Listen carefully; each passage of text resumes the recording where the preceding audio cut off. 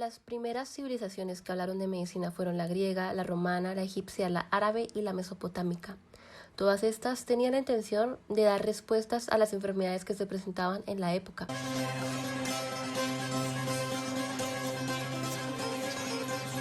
Mesopotamia, región situada entre dos ríos, el Tigris y el Éufrates, llamada la cuna de la civilización.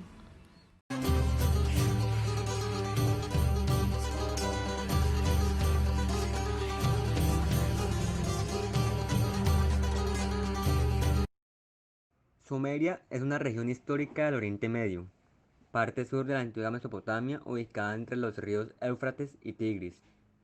La civilización sumeria está considerada como la primera civilización del mundo. El término sumerio es el nombre común dado a los antiguos habitantes de la Baja Mesopotamia por los sucesores, los acadios. Una tabilla encontrada en Nippur es considerada el primer manual de medicina del mundo. En esa tabilla, donde había fórmulas químicas y mágicas, usaban términos tan especializados que para traducirse se requirió de la ayuda de algunos químicos. En la farmacología se usaban sustancias vegetales, animales y minerales. Los laxantes fueron la mayoría de los remedios que se usaban y algunas cirugías también eran puestas en práctica. Como remedios, los sumerios manufacturaban salitre, conseguido a partir de la orina, de cenizas o de la sal. Combinaban estos materiales con leche, piel de cobra o caparazón de tortuga y a partir de ahí mezclaban esos agentes con vino, usando el resultado obtenido de dos formas, pasando el producto como si fuera una crema o luego se mezclaba junto con la cerveza consumiendo el remedio por vía oral. Los sumerios explicaban la enfermedad como una consecuencia del aprisionamiento y la consecuente tentativa de escape de un demonio dentro del cuerpo humano. El objetivo del remedio era persuadir al demonio a creer que continuar residiendo en aquel cuerpo sería, sería una experiencia desagradable. Casi siempre los sumerios colocaban un cordero o una cabra cerca del enfermo, y en el caso de no haber ovejas a disposición, probaban suerte con una estatua que si se conseguía transferir el demonio dentro de sí, sería cubierta de betún.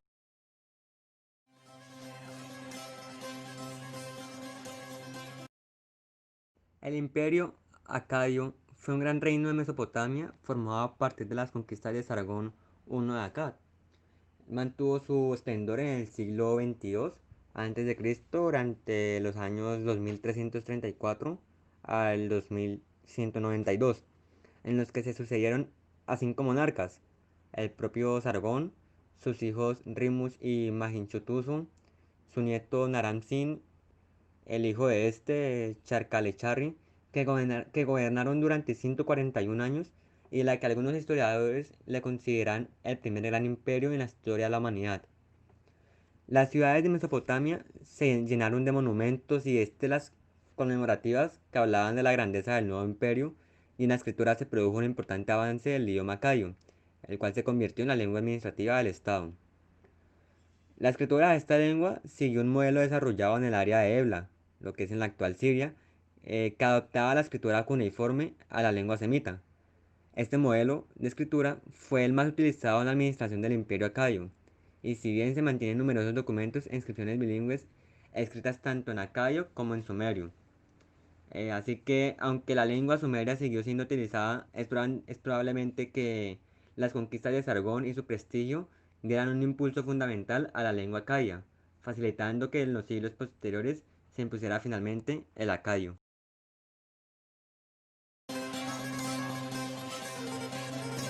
Dos grandes ciudades de la Mesopotamia estuvieron Babilonia y Asiria. Alrededor de 1900 a.C., un pueblo denominado Amoritas había conquistado la Mesopotamia y absorbió la cultura de las primeras civilizaciones de la región, los sumerios y los acadios. El imperio de los amoritas llegó a ser conocido como Babilonia, debido a su capital homónima.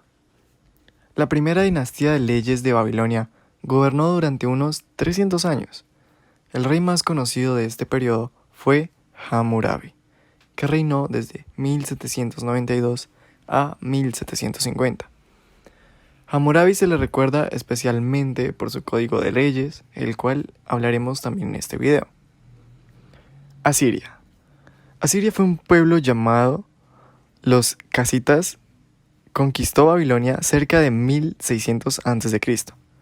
Los reyes casitas gobernaron durante aproximadamente 400 años. Durante este tiempo, en el año 1300 a.C., Asiria se separó de Babilonia. Los asirios eran grandes guerreros. Conquistaron tierras en la Mesopotamia y en lo que hoy es Turquía. La segunda dinastía babilónica surgió en el año 1100 a.C., pero no duró demasiado. Por algunos siglos más, los reyes de Babilonia fueron a menudo asirios. Otros grupos, los arameos y los caldeos, lucharon en contra de los asirios por el control de Babilonia. El último gran rey de Asiria, Asurbanipal, que gobernó desde el año 688 hasta el año 627 a.C., él creó la primera biblioteca, organizada en el antiguo Medio Oriente. La biblioteca estaba ubicada en la gran ciudad asiria de Nínive.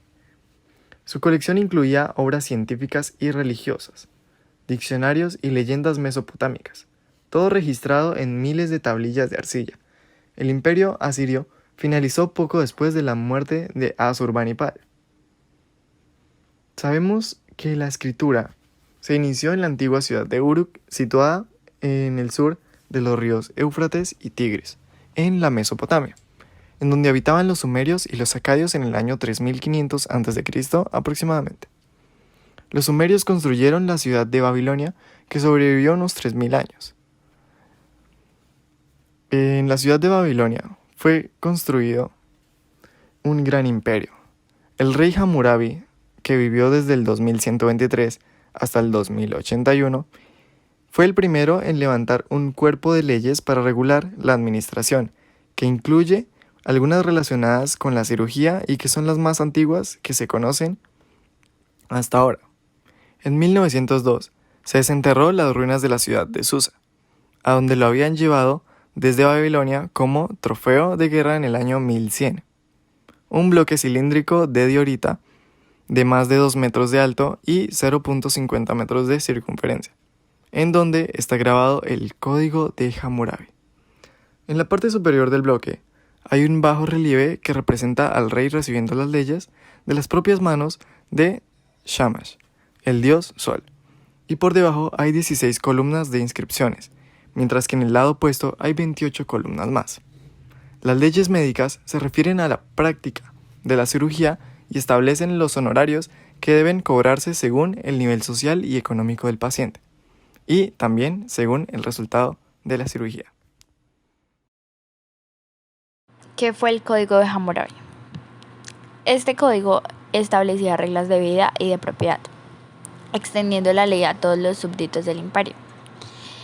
Su texto contenía 282 principios y fue reencontrado en Susa en 1901 y 1902 por una delegación francesa en Persia, bajo la dirección de Jacques de Morgan, bajo las ruinas de Acrópolis de Susa, y lo trasladaron al Museo del Louvre, París.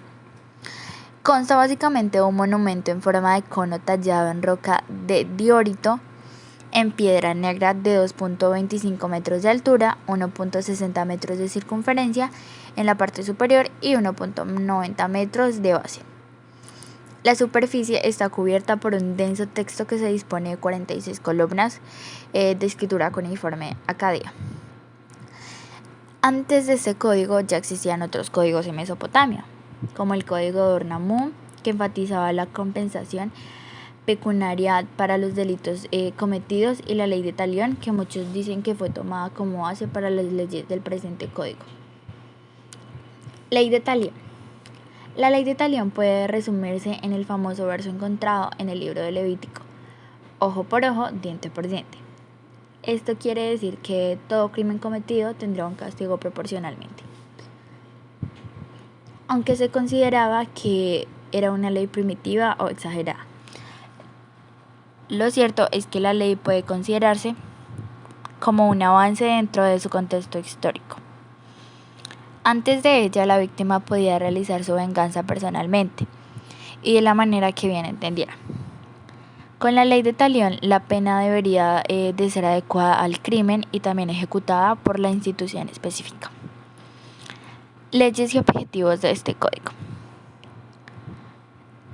Las leyes fueron talladas en una roca de orito de color oscuro. La escritura en caracteres cuneiformes, las leyes disponen sobre reglas y castigos para eventos de la vida cotidiana. Tenía como objetivo principal unificar el reino a través de un código de leyes comunes. Para eso Hammurabi mandó esparcir copias de este código en varias regiones del reino. Las leyes presentes, castigos para el no cumplimiento de las reglas establecidas en varias áreas como por ejemplo las relaciones familiares, el comercio, la construcción civil, la agricultura y la ganadería. Los castigos de este ocurrían de acuerdo con la posición que la persona ocupaba en la jerarquía social. El código se basaba en la antigua ley de talión, ojo por ojo, diente por diente. Luego para cada acto fuera de la ley habría un castigo, que creía ser proporcional al crimen cometido. La pena de muerte es el castigo más común en las leyes de este código. No había la posibilidad de excusas o de desconocimiento de leyes. En las clases sociales de este código vemos que, como se ha señalado, aparecen recogidas 3 clases sociales existentes en la sociedad babilónica. Estas eran formadas por los hombres libres, Awilum, los dependientes del rey, Mushkenum, y los esclavos, Wardum.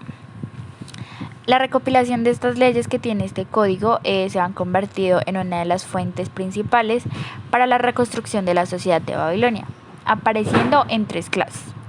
Los primeros eran los de las clases más adineradas, ya fuera por su condición o de altos funcionarios en palacios y templos. Los Mushkenum estaban en una posición más intermedia, en lo que se podría catalogar como semilibres. Así, en lo económico dependían también del Estado, ya que no poseían medios para mantenerse. Y en el ámbito jurídico, por su parte, sí tenían más derechos, ya que estaban bajo la protección de un monarca. Por último, tenemos los Wardum, los esclavos. Eran simples propiedades de los hombres libres, sin capacidad de decir nada. Muchos de ellos eran prisioneros de guerra, aunque también era frecuente que se compraran en el extranjero.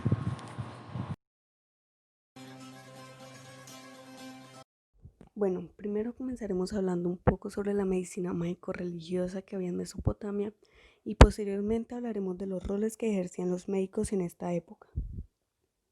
Bueno, la medicina mágico-religiosa dio origen en el año 3000 a 2000 a.C.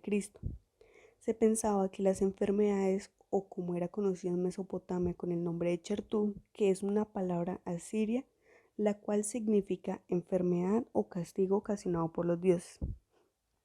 Se decía que estas enfermedades no podían ser causadas de forma directa por los dioses, sino que estos habían creado al hombre para que trabajasen para ellos. Y si alguno cometía algún tipo de pecado, este sería castigado con un mal que le agotaría. Se dice que los causantes de esta enfermedad no eran más que un ejército de aproximadamente 6.000 demonios, los cuales estaban dispuestos a provocar pestes, fiebres, abortos y epidemias. Esto como castigo a todo hombre que había cometido algún tipo de pecado. Se dice que la enfermedad es un castigo sobrenatural, la cual recae sobre la víctima y se extiende a sus familiares a través de varias generaciones. Ahora hablaremos sobre los roles que ejercían los médicos en esta época. Bueno, el médico babilónico era un sacerdote o mago, que al mismo tiempo era experto en sanación. Todos aquellos sacerdotes médicos se dividían en 3 categorías: Barú, Achipú y Azú. El primero, el Barú, era el más alto en la jerarquía de los sanadores y ejercía de vaticinador. Los enfermos le consultaban sobre las causas de sus males y el pronóstico de estos. Aunque el Barú atendía al rey y éste le pagaba muy bien, también estaba obligado a atender de forma gratuita a los enfermos. El achipú era quien se ocupaba de invocar a los espíritus y expulsarlos del cuerpo del enfermo. Este también era considerado como un exorcista. Por último, el azú era el de inferior categoría en la clase sacerdotal. Este estaba dedicado a la asistencia de todo tipo de enfermo y utilizaba métodos físicos o medicamentosos para el tratamiento.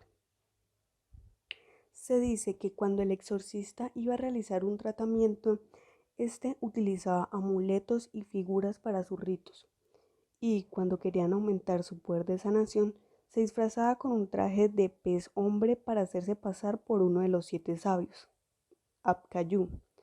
Este es considerada como una de las criaturas que según la tradición surgieron de las aguas al inicio de su creación. Y la finalidad del tratamiento no era otra que la de expulsar todo agente maligno del cuerpo. Para conseguirlo, como se mencionó anteriormente, deberían actuar conjuntamente, pero en distintas fases el azú y el achipú.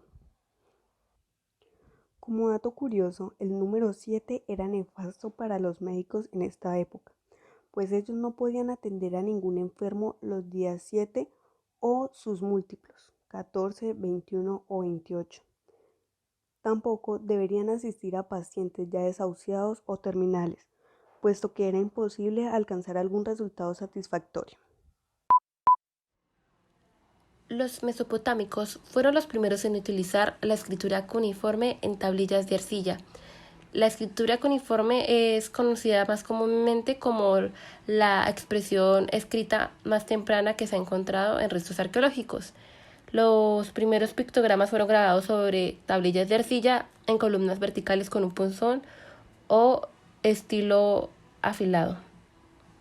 Cree que el desarrollo de esta ciudad se debe al nacimiento de la escritura cuneiforme. Esta forma de escribir nació dada la reciente necesidad de mantener registradas las transacciones económicas para su correcta contaduría y distribución. En una de estas tablillas se describe la primera receta médica de la historia. El documento médico más antiguo hallado fue una tablilla sumeria del tercer milenio que contenía 15 recetas médicas, con más de 20.000 tablillas de arcilla con información de los medicamentos utilizados. La medicina se consideraba un arte sagrado.